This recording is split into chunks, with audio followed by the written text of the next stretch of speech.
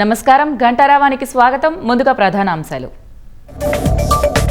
మద్యం కేసులో రాజకేశ్ రెడ్డిని అరెస్ట్ చేసిన ఈడీ, హైదరాబాద్లోని కార్యాలయంలో విచారణ.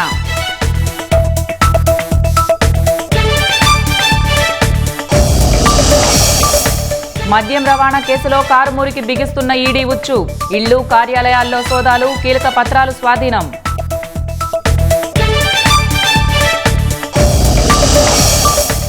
డిఎస్సి నిర్వహణలో అవుట్సోర్సింగ్ ఉద్యోగుల ప్రమేయం లేదు, ప్రతిరోజు సిస్టమ్ పాస్వర్డ్లు మార్చుతామన్న విద్యాశాఖ.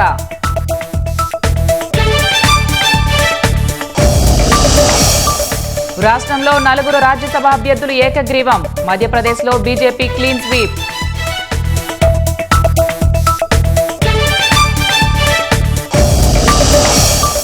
ప్రపంచంలో అస్థిరత ఉన్న అభివృద్ధి బాటలోనే దేశం, యువత మహిళల సాధికారతకు కృషి చేయాలన్న ప్రధాని.